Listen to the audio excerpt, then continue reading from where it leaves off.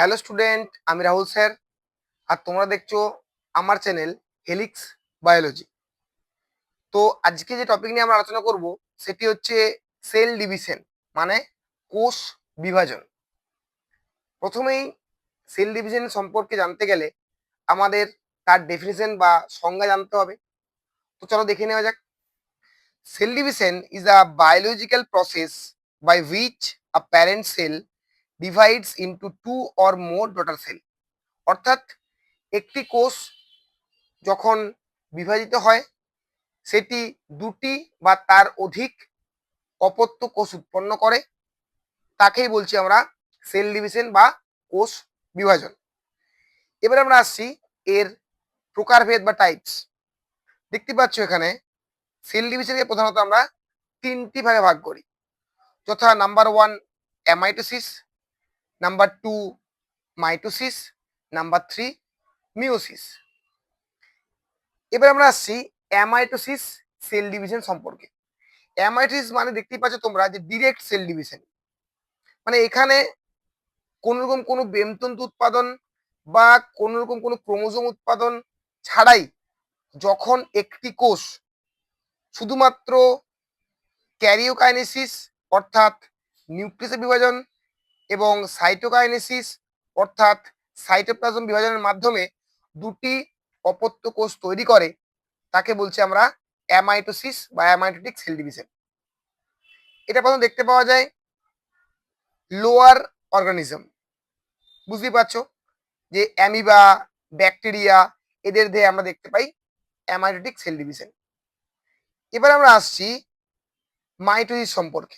Mitosis হচ্ছে direct cell division থেকে আরেকটু অ্যাডভান্স বা অনেকটাই অ্যাডভান্স, এই জন্য একে বলছি আমরা ইনডিরেক্ট।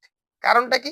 কারণ এখানে ক্রোমোজোম উৎপাদন এবং স্পিন্ডিল ফাইবার ফরমেশন অর্থাৎ বেমতন্তু উৎপাদন দরকার হয়। তো এই জন্য একে বলছি আমরা ইনডিরেক্ট সেল ডিভিশন, অর্থাৎ এটি ডিরেক্টলি হচ্ছে না। ওকে, তো এখানে দেখা যাচ্ছে কি যে যা ক্রোমোজোম নাম্বার যেটা থাকছে 2n যদি থাকে ডিপ্লয়েড, সেখান থেকে ডিপ্লয়েড নাম্বার ক্রোমোজোমে আসছে। আর যদি হ্যাপ্লয়েড থাকে তাহলে হ্যাপ্লয়েড নাম্বার ক্রোমোজোম সংখ্যা সমন্বিত কোষে উৎপন্ন হচ্ছে। অর্থাৎ এটাকে আমি বলতে পারি যে সমবিভাজন বা সদৃশ বিভাজন, বা এটাকে বলছি আমরা ইকুইটোরিয়াল ডিভিশন। বোঝা গেল ব্যাপারটা কি বললাম? তো এইগুলি দেখতে পাওয়া যায় কোথায়? এই ধরনের সেল ডিভিশন দেখতে পাওয়া যায় প্রধানত হায়ার অর্গানিজম, যেমন হায়ার প্ল্যান্টস, হায়ার অ্যানিমেলস, যেমন মানুষ, হ্যাঁ, তারপর বিভিন্ন রকম উদ্ভিদে দেখতে পাওয়া যায়। এবার আমরা আসছি মিওসিস। মিওসিসকে বলছি আমরা রিডাকশনাল সেল ডিভিশন। অর্থাৎ যেখানে আমরা বলছিলাম মাইটোসিস প্রক্রিয়ার ক্ষেত্রে ক্রোমোজোম নাম্বার একই থাকে, তাই এটা ইকুইটোরিয়াল সেল ডিভিশন, কিন্তু এক্ষেত্রে ক্রোমোজোম সংখ্যা যা ছিল তার কিন্তু অর্ধেক হয়ে যায়। সুতরাং এই জন্য একে বলছি আমরা রিডাকশনাল সেল ডিভিশন। এখানে কি হচ্ছে? প্রথমে 2n থেকে মিওসিস 1 প্রক্রিয়ার মাধ্যমে দুটি n তৈরি হচ্ছে, সেই দুটি n আবার পরস্পর বিভাজনের মাধ্যমে 4টি অপত্য কোষ তৈরি হচ্ছে। তা আমরা বুঝতেই পারছি এর পার্থক্যটা, যে এক্ষেত্রে আমরা কি দেখছিলাম একটি কোষ থেকে দুটি অপত্য কোষ তৈরি হচ্ছে, একটি থেকে দুটি তৈরি হচ্ছে, এক্ষেত্রে একটি থেকে 4টি অপত্য কোষ তৈরি হচ্ছে। অর্থাৎ এখানে মিওসিস 1 এবং মিওসিস 2 দেখতে পাওয়া যাচ্ছে। মিওসিস 1 যেটা প্রধানত রিডাকশনাল ডিভিশন, এবং মিওসিস 2 দেখতেই পাচ্ছ তোমরা, মিওসিস 2 যেটা এবং মাইটোসিস কিন্তু সেম। মিওসিস 2 এবং মাইটোসিস কিন্তু সেম। সুতরাং মিওসিস 2 হলো এক প্রকারের মাইটোটিক সেল ডিভিশন। এটা দেখতে পাবো কোথায়?